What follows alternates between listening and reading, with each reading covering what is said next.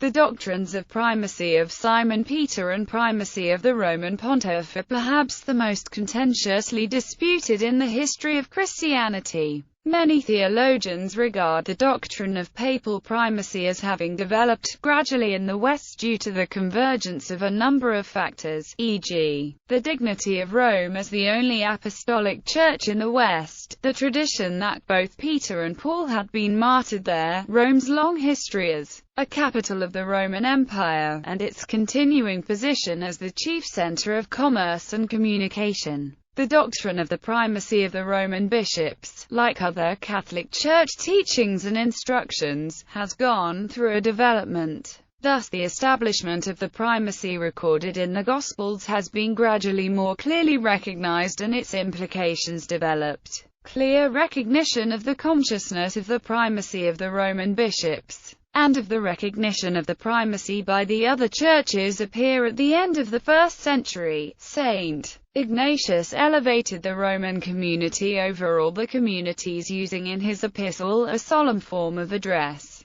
Twice he says of it that it is the presiding community, which expresses a relationship of superiority and inferiority. Ludwig Ott, Fundamentals of Catholic Dogma, Early Christianity. The role of the bishop, the Didache, dating from AD 70 to 140, states, "Appoint for yourselves therefore bishops and deacons worthy of the Lord." St. Ignatius of Antioch spoke in praise of unity in a letter to the Ephesians, saying, "He, therefore, that does not assemble with the church, has even by this manifested his pride, and condemned himself. For it is written, God resisteth the proud. Let us be careful, then, not to set ourselves in opposition to the bishop, in order that we may be subject to God," stressing the relationship between the church initiated by Jesus and the hierarchy set in motion by the apostles. Ignatius writes, "We should look upon the bishop even as we would upon the Lord himself." Ignatius stresses the hierarchical relationship between God and the bishop more strongly to the Magnesians, urging them to yield him all reverence,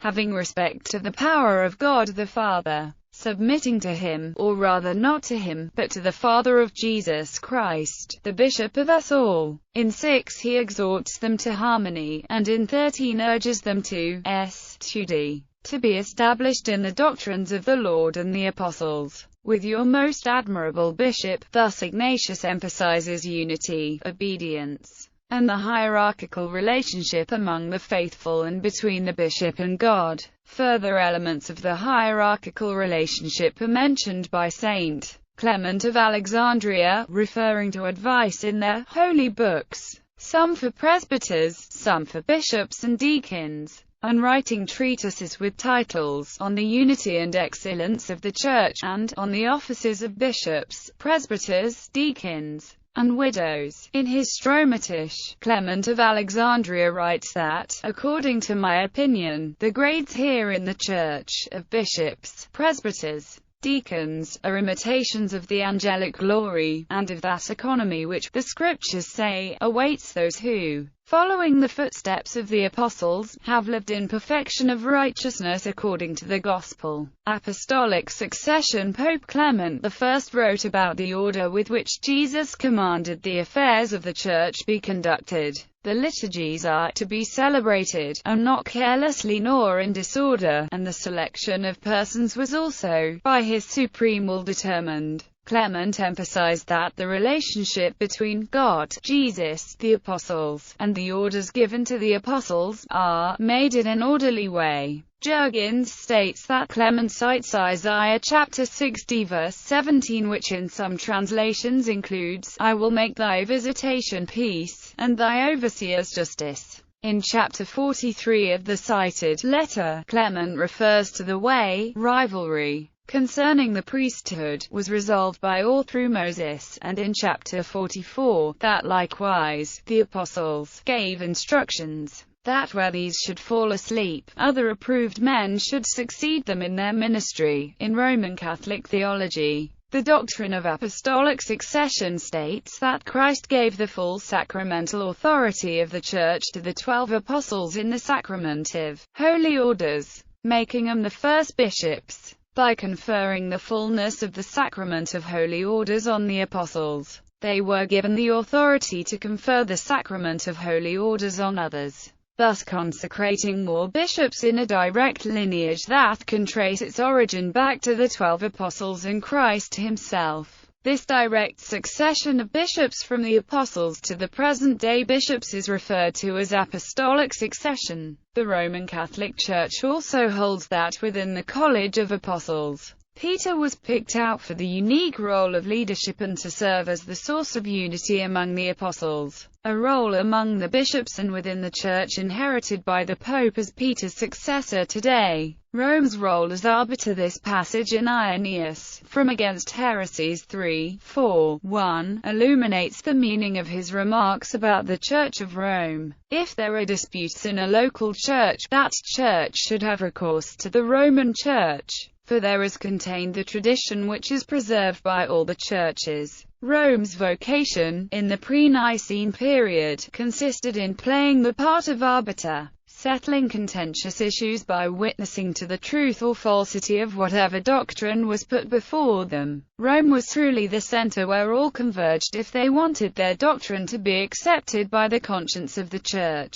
They could not count upon success except on one condition, that the Church of Rome had received their doctrine, and refusal from Rome predetermined the attitude the other churches would adopt. There are numerous cases of this recourse to Rome. Fr. Nicholas of Pharnacy f. The primacy of Peter. Calixtus I. Pope Calixtus I reduced the number of mortal sins barring an applicant or member from the congregation, while at the same time asserting his right to the general absolution of those sins. To establish such procedures he appealed to the cathedra of the Roman Church and to Scripture, that God will separate the wheat from the chaff. Pope Cornelius gave a detailed accounting of the structure of the Church at the time he was pope, and inquired in a seemingly rhetorical way. He, then, did not know that there must be one bishop in the Catholic Church, yet he was not unaware, how could he be, that in it there are, and thence follows the accounting. This came about because Novatian had allegedly made himself anti-pope. Cornelius was emphasizing the perceived need for recognition of one bishop, one head of the Church. Stephen I, the first bishop to claim primacy in writing, was Pope Stephen I. The timing of the claim is significant, for it was made during the worst of the tumults of the 3rd century. There were several persecutions during this century, and they hit the Church of Rome hard. Damasus, the first Pope Damasus I, was first to claim that Rome's primacy rested solely on Peter, and was the first pope recorded to have referred to the Roman churches, the Apostolic See. The prestige of the city itself was no longer sufficient, but in the doctrine of apostolic succession the popes had an unassailable position. Peter and Paul in the 2nd century, the assertion of the primacy of the Church of Rome may be indicated in St. Irenaeus of Lyon's Against Heresies. With the Church of Rome, because of its superior origin, all the churches must agree, and it is in her that the faithful everywhere have maintained the apostolic tradition. Irenaeus compiled a list of succession of the bishops of Rome, including the immediate successors of Peter and Paul: Linus, Anacletus, Clement, Evaristus, Alexander, and Sixtus. The Catholic Church currently considers these the successors of Peter, whom they consider the first pope, and through whom following popes would claim authority. The evolution of earlier tradition established both Peter and Paul as the forefathers of the bishops of Rome, from whom they received their position as chief shepherd and supreme authority on doctrine. To establish her primacy among the churches of the western half of the empire, the bishops of Rome relied on a letter written in 416 by Innocent I to the Bishop of Gubbio, to show how subordination to Rome had been established. Since Peter was the only apostle to have worked in the West, thus the only persons to have established churches in Italy, Spain, Gaul, Sicily, Africa, and the Western Islands, were bishops appointed by Peter or his successors. This being the case, then, all congregations had to abide by the regulations set in Rome. This claim to primacy may have been accepted in Italy, but was not so readily accepted in the rest of the West. Primacy of Peter the Apostle. According to numerous records of the early Church Fathers, Peter was present in Rome, was martyred there, and was the first bishop of Rome. Tradition holds that in 42 AD, Peter built a church in Rome while he was visiting Simon Magus. Dogma and traditions of the Catholic Church maintain that he served as the Bishop of Rome for 25 years until 67 AD when he was martyred by Nero. The official Catholic position, as Eamon Duffy points out in his book, Saints and Sinners, A History of the Popes, is that Jesus had essentially appointed Peter as the first pope, though the respectful title, Pope, developed at a later time. Roman Catholic doctrine maintains that the universal primacy of the Bishop of Rome was divinely instituted by Jesus Christ. This was derived from the Petrine texts, and from the Gospel accounts of Matthew, Luke and John. According to the Roman tradition, they all refer not simply to the historical Peter, but to his successors to the end of time. Today, scriptural scholars of all traditions agree that we can discern in the New Testament an early tradition which attributes a special position to Peter among Christ's 12 apostles. The Church built its identity on them as witnesses, and responsibility for pastoral leadership was not restricted to Peter. 11. In Matthew chapter 16 verse 19, Peter is explicitly commissioned to bind and loose. Later, in Matthew chapter 18 verse 18, Christ directly promises all the disciples that they will do the same. Similarly, the foundation upon which the church is built is related to Peter in Matthew chapter 16 verse 16, and to the whole apostolic body elsewhere in the New Testament. Rev. Emmanuel Clapsis, Papal Primacy. The New Testament does not contain an explicit record of the transmission of Peter's leadership, nor is the transmission of apostolic authority in general very clear. As a result, the Petrine texts of the New Testament have been subjected to differing interpretations from the time of the Church Fathers on. Pope Damasus I was first to claim that Rome's primacy rested solely on Peter, and was the first pope to refer to the Roman churches, the Apostolic See. Early belief in the Church is that Jesus granted Peter jurisdiction over the Church, in who is the rich man that is saved. Saint Clement of Alexandria writes of the blessed Peter, the chosen, the preeminent, the first of the disciples, for whom alone and himself the Saviour paid tribute, who quickly seized and comprehended the saying, referring to Mk 1028.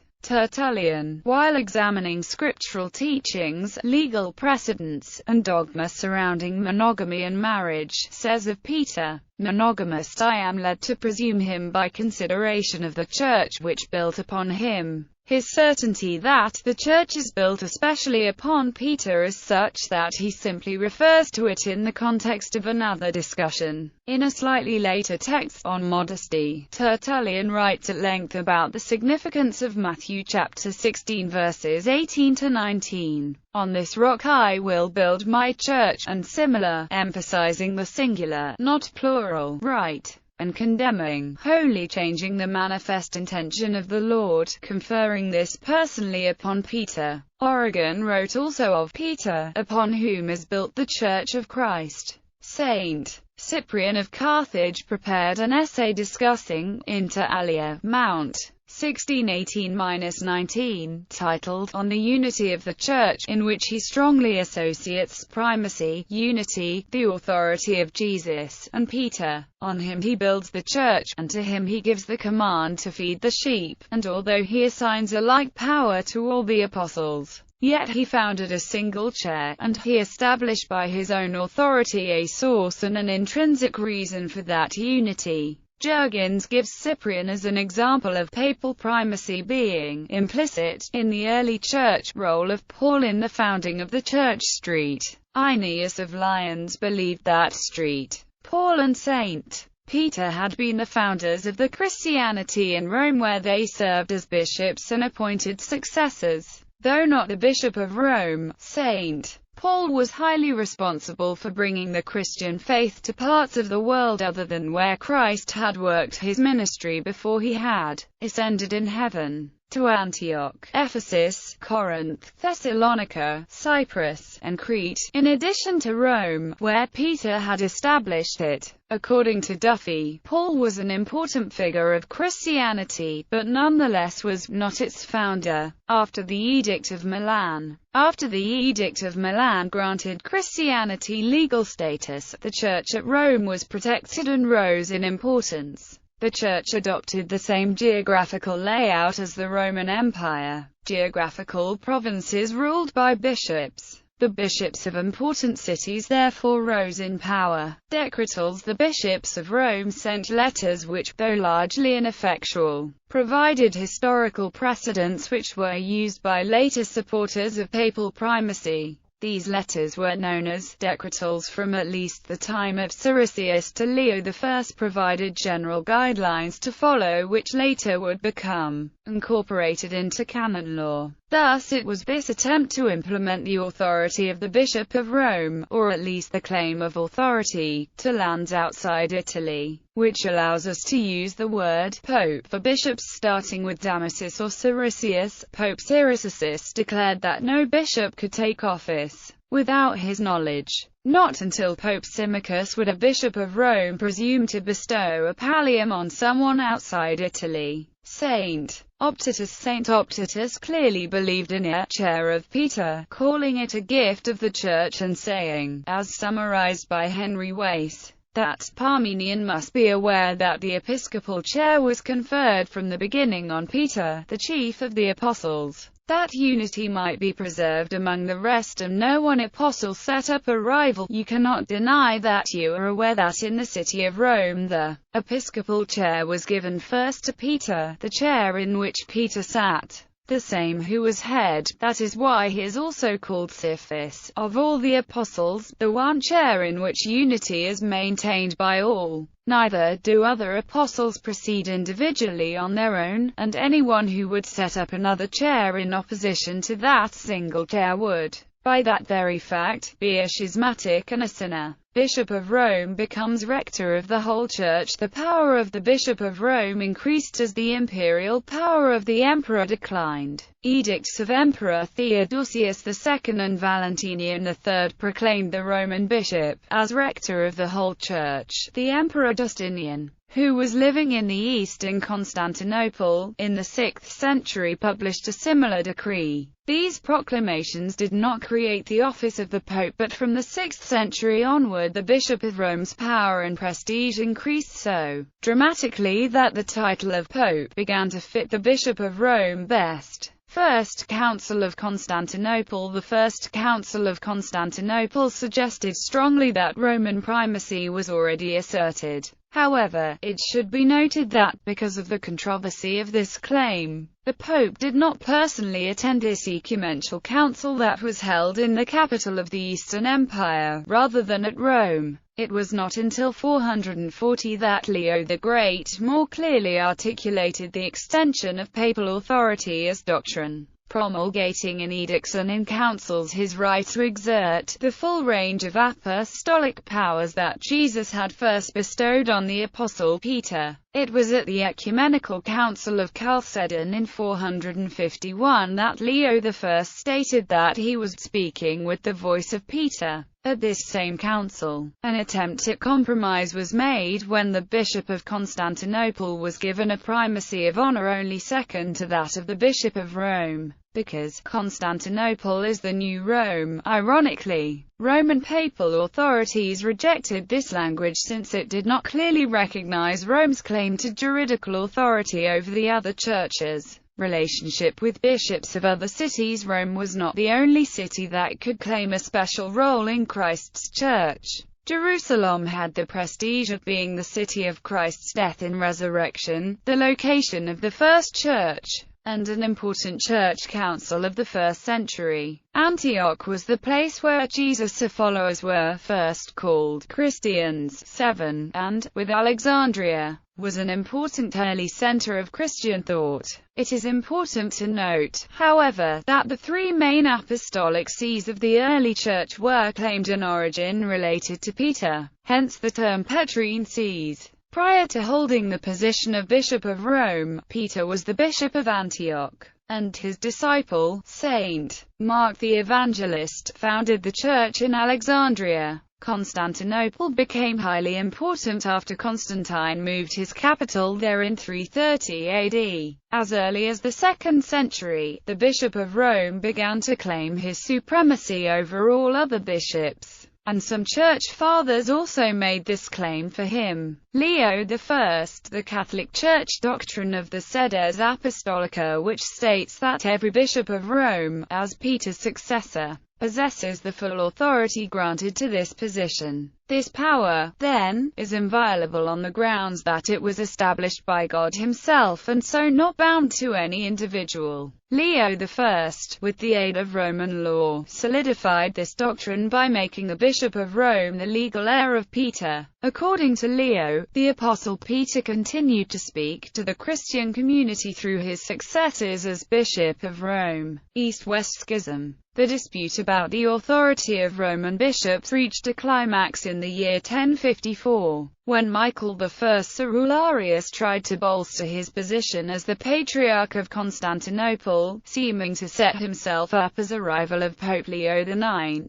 As the popes previously had forbidden calling Constantinople a patriarchate. The dispute ended when the Pope's legate excommunicated Michael I Cerularius and, in exchange, he excommunicated the Pope, who by then was already dead, due to sickness. This event resulted the separation of the churches, the Western adoption of the Filioque, and the Roman Church's acceptance of it without the necessity of an ecumenical council, and the Pope's usage of a document, the donation of Constantine to support his authority against the Eastern churches.